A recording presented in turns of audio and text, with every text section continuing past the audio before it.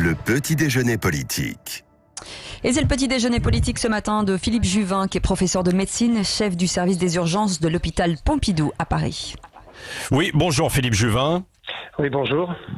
Est-ce que nous venons de franchir le pic de l'épidémie? Pour la première fois, nous venons d'avoir une baisse, certes faible, mais une baisse tout de même du nombre de patients en réanimation.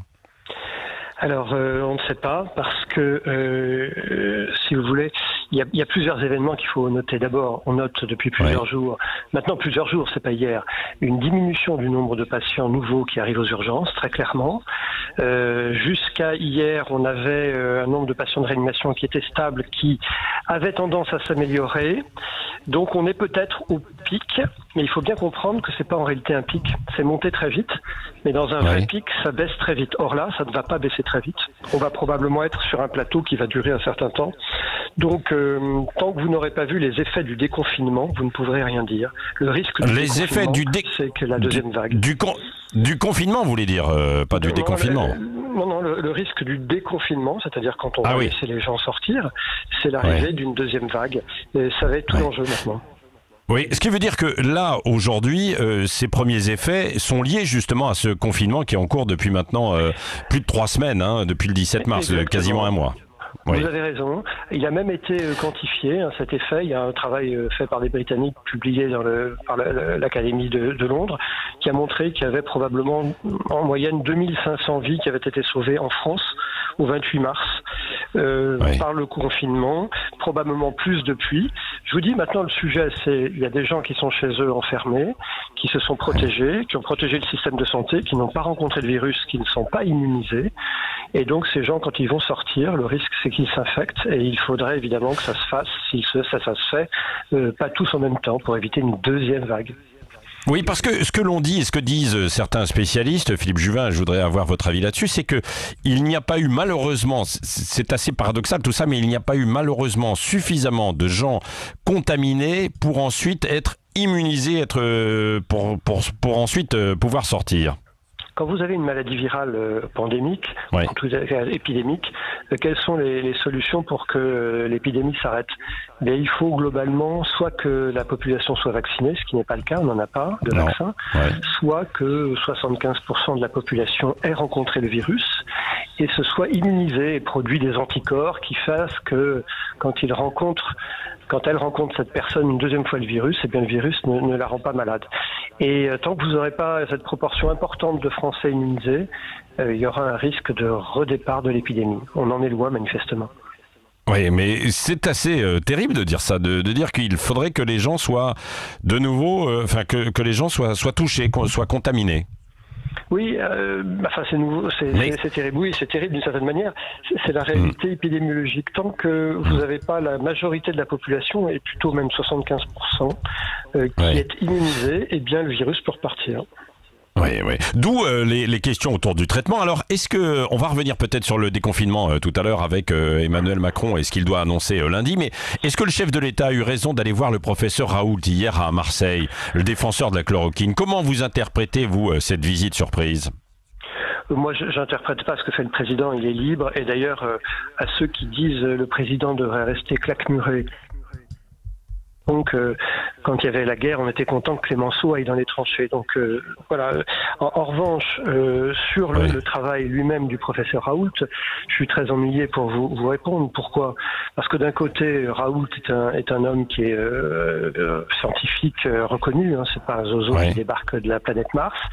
Donc, il faut écouter. Moi, j'avoue que quand les gens intelligents parlent, j'ai plutôt tendance à essayer de les écouter. En revanche, de la même manière, on sait que la chloroquine a un effet sur le virus, ça c'est certain, mais les résultats qu'il publie sont encore déroutants pour une raison très simple que je vais essayer de vous résumer.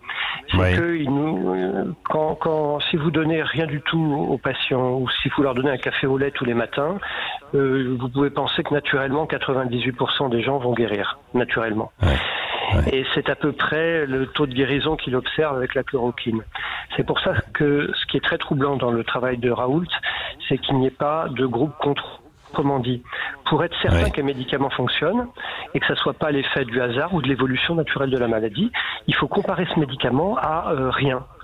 Et c'est seulement en voyant si ceux qui en bénéficient du médicament guérissent plus vite ou mieux que ceux qui n'ont rien reçu que vous pouvez dire que ça marche. Or ça n'a pas été fait.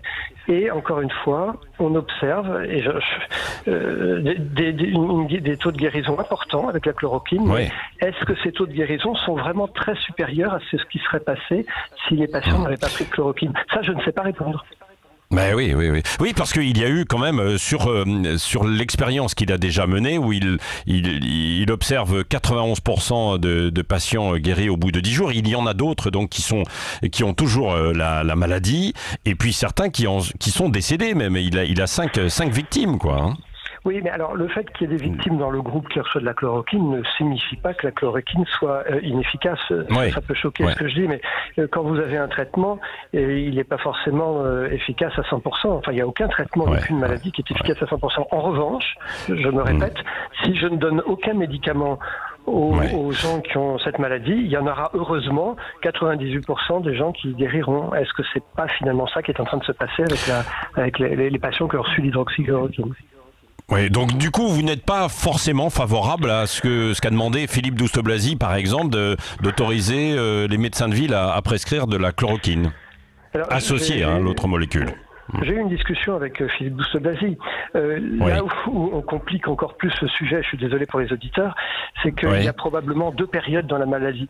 Il y a une période où c'est le virus qu'il faut tuer, et il y a une période où, au fond, l'atteinte pulmonaire qui fait la gravité de la maladie n'est plus liée à la présence physique du virus dans l'organisme, mais à un phénomène qui s'est en quelque sorte autonomisé, d'inflammation des poumons. Et une des discussions supplémentaires, c'est que Raoult et Douste-Blazy disent oui, mais ce médicament, l'hydroxychloroquine, il faut le donner avant que nous soyons à la phase où il y a cette inflammation du poumon qui est un petit peu hors contrôle. Et donc, ils disent tous les deux, quitte à le donner, l'hydroxychloroquine, il faut plutôt la donner tôt. Et ils ont en théorie raison, sauf qu'ils ne l'ont pas prouvé. Oui, mais ça peut éviter pour les personnes qui sont contaminées, parce que c'est ce qu'on évoquait tout à l'heure, on disait il faudrait qu'il y aurait 75% des personnes contaminées pour que ensuite on arrive à venir à bout de ce virus. Peut-être que ça va limiter les effets, parce que quand vous discutez avec des personnes qui ont été touchées et victimes, certaines ont bien réagi, mais il y en a d'autres qui ont passé quand même 3 semaines affreuses, quoi, même si elles s'en sortent. C'est vrai, vous avez raison. Une des hypothèses, mais qui n'est encore une fois pas prouvée, c'est que si on donne ce médicament, on diminue la gravité de la maladie, on permettra aux gens de s'immuniser sans passer en réanimation ou voire avoir des formes graves. Sauf que, encore une fois, ça n'a pas été prouvé. On sait aussi, et c'est encore plus troublant, que la moitié des gens qui rencontrent le virus probablement n'ont pas de symptômes. Et donc, et 75% ont des symptômes faibles. Donc, si vous donnez l'hydroxychloroquine seulement aux gens qui ont des symptômes faibles, finalement, est-ce que le fait de les voir spontanément guérir n'est pas le fait de l'évolution naturelle de la maladie et pas de cette prescription? En fait, on ne s'en sortira pas si on ne prend pas 2 groupes, un groupe de patients à qui on donne l'hydroxychloroquine et un groupe de patients à qui on ne donne rien, ou un autre antibiotique. Et c'est ça qu'il faut faire. Je ne comprends pas d'ailleurs pourquoi ce n'est pas fait. Il faudrait peut-être qu'on m'explique. Je serais très intéressé de savoir pourquoi on ne fait pas de groupe témoin. Ah bon, vous avez une petite idée, non? Il y a des enjeux derrière, c'est ça? Non, je pense que ce qui est très dommage dans cette histoire, c'est que la recherche scientifique semble être un peu prise en otage à la fois par le monde médiatique, et il y a probablement aussi vis-à-vis du professeur Raoult lui-même quelques jalousies qui ne facilitent pas l'analyse sereine des résultats. Est-ce qu'il est réhabilité à travers cette visite d'Emmanuel Macron, le professeur Raoult, dans la communauté scientifique? Il n'est que réhabilité dans l'esprit des gens qu'il avait déshabilité. Moi, je crois que ça reste un grand scientifique et il n'avait pas besoin de ça. Mais il faut dire que le fait que le président passe, c'est un grand honneur. Mais encore une fois, vous comprenez, la preuve scientifique n'est pas la preuve médiatique. C'est ça qui est très troublant dans cette affaire. Qu'est-ce que vous attendez du chef de l'État, justement, qui doit s'exprimer lundi soir? Vous, s'il y avait 2-3 annonces qui sont pour vous primordiales, Philippe Juvin? Moi, je crois qu'il faut avoir des annonces extrêmement rapides sur tous les lieux qui sont actuellement des lieux de confinement obligatoire, les EHPAD, les hôpitaux psychiatriques, peut-être les prisons. Il faut tester massivement toutes ces populations et séparer les plus et les moins. C'est fondamental. Si on ne le fait pas, l'hécatombe va continuer. Deuxièmement, il y a un message de santé publique qu'il faut porter qui concerne les patients qui n'ont pas le Covid, paradoxalement, chez lesquels on observe une surmortalité et une surmorbidité, une augmentation des complications, parce qu'il y a des gens qui sont chez eux depuis 3 semaines, qui ne se traitent pas ou mal, qui voient mal leur médecin traitant, et on a à l'hôpital aujourd'hui une vague de patients indemnes du Covid, mais qui arrivent dans des états très graves. Je pense que le président va rappeler qu'il faut continuer à se faire soigner, et puis il va nous donner des pistes sur le déconfinement. C'est indispensable, mais le déconfinement, vous savez, il y a des conditions. Il va falloir donner des masques aux gens quand ils vont sortir, et il va falloir tester ceux qui sont positifs de ceux qui sont négatifs, de ceux qui ont rencontré le virus, de ceux qui ne l'ont pas rencontré, et procéder à un déconfinement par vague, pas tout le monde en même temps, évidemment. Oui, et pas avant une bonne, plusieurs semaines, mais une période assez longue. Pas avant qu'on puisse dire celui-là a déjà rencontré le virus, il peut sortir, celui-là ne l'a pas rencontré, et il va falloir qu'il soit déconfiné progressivement. Question complémentaire aussi avec Cécile de Ménibus, Philippe Juvin. Justement, bonjour, je voudrais rebondir dessus, mais est-ce qu'il ne faudrait pas mettre en place un dépistage massif justement par ville prioritaire ou par région prioritaire, comme le Grand Est par exemple? Moi, je crois que c'est absolument indispensable. Après, il faut savoir ce qu'on fait du résultat. Si on observe que vous avez déjà été en contact avec le virus, vous n'avez pas de raison de rester confiné. Si on trouve que vous n'êtes pas immunisé, là, il va falloir qu'on vous autorise à sortir avec précaution. Pas toute la population négative en même temps, et donc ce qui peut effectivement aider, c'est un dépistage massif de la population. Je crains malheureusement qu'on ne soit pas prêt à le faire techniquement. Il faudrait rendre obligatoire les tests. Chacun ne sait pas aujourd'hui s'il est asymptomatique ou pas, donc ça permettrait au moins à la population de s'autogérer et de savoir qu'ils sont infectés ou pas du tout.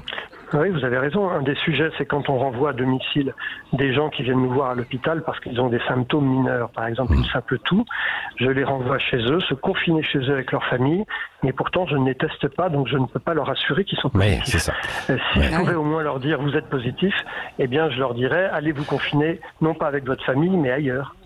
Ça, c'est une priorité, le manque de tests. Il faudrait pouvoir avoir des tests et les rendre obligatoires. C'est une priorité, comme toute la logistique, depuis le début de la maladie. Et puis, il y a un deuxième sujet qui est plus politique. C'est la question de l'agilité dans les prises de position, la rapidité de celle-ci. Moi, je suis frappé par beaucoup de décisions qui sont prises par l'échelon politique et qui ne sont pas ou mal appliquées par les échelons administrativo-sanitaires derrière. On l'a vu avec le patron de l'ARS du Grand Est. Je pense que le pouvoir politique aujourd'hui souffre d'une difficulté à faire appliquer ces instructions. Un dernier mot sur les masques obligatoires, comme certains élus voudraient le souhaiter, et Christophe Castaner qui a demandé le retrait de ces arrêtés communaux. Vous avez un avis? Moi, la position que je défends est celle qui a été défendue par l'Association des maires de France. On en a parlé avec François Barouin. L'idée, c'est que quand vous sortez chercher votre baguette de pain, il faut que vous couvriez la bouche et le nez pour éviter de contaminer l'environnement que vous allez côtoyer. Par exemple, l'étal chez le boulanger.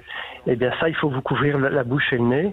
Et moi, je pense que c'est une recommandation qu'il faut faire à la population de porter, sinon un masque, du moins un masque artisanal, ce qui a été recommandé par l'Académie nationale de médecine, pour éviter non pas de vous infecter vous-même, mais pour éviter que vous ne salissiez l'environnement. Merci Philippe Juvin, professeur de médecine, chef du service des urgences de l'hôpital Pompidou à Paris. Merci d'avoir été l'invité du Petit Matin de Sud Radio.